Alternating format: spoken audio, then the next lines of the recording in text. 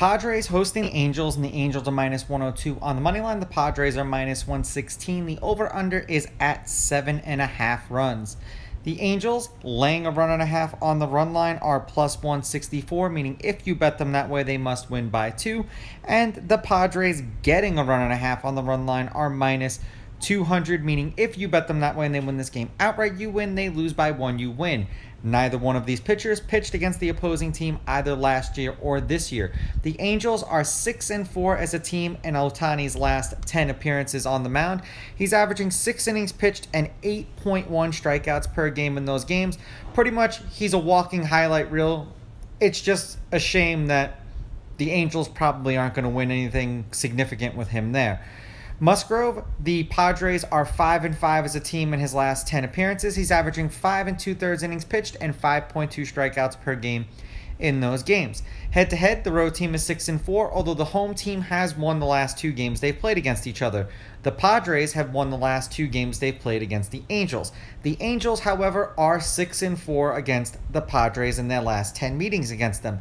The favorite has won the last 2 games that they've played against each other, while the underdog is 6-4 on the money line, and the underdog getting a run and a half on the run line is 6-4. There's only been one run game in their last 10 meetings, and it was a game that the underdog won. So generally speaking, when the favorite wins, the favorite has been winning by 2. The over has hit in their last 2 games. The under is 6-4, and the under 7.5 runs is also 6-4. It is overnight. I will tell you what the wind is like right now. It's probably going to change tomorrow. It's blowing in from left center field towards the first base line at 9.2 miles per hour. Use a website like covers.com, and it gives you a lot of the stats that I read off or tell you. And it also shows you a map of the stadium with the forecast and the direction of the wind. It's very, very helpful. Now, head-to-head, the last game that they played against each other was tonight, and the Padres won 10-3. Now, in their last handful of games overall, the Angels have not been playing very well. They're 4-6 in their last 10, and 1-5 in their last 6.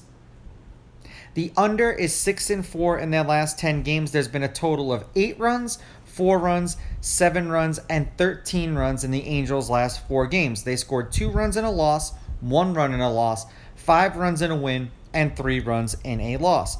For the Padres, they are 2-2 in their last 4, and they have been equally bad. They are 3-7 in their last 10 games.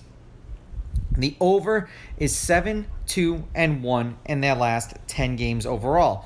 There's been a total of 12 runs, 17 runs, 7 runs, and 13 runs in their last 4 games. 5 runs in a loss. They scored 12 runs in a win, 3 runs in a loss, and then 10 runs in a win today. Ohtani is one of these guys that I really find it difficult to pick with, because when I pick with him, I get screwed, and when I pick against him, I get screwed. But I really like the value for Ohtani in this game at minus 102. Pretty much even money for him, and the way that he's been playing, we'll see. I'm going to take the Angels with the money line. I'm going to take the Angels laying the runs, and I'm also going to go over in this game because seemingly he gives them the kind of boost that they need to actually score runs when he's on the mound. There's only a handful of teams that he really struggles with.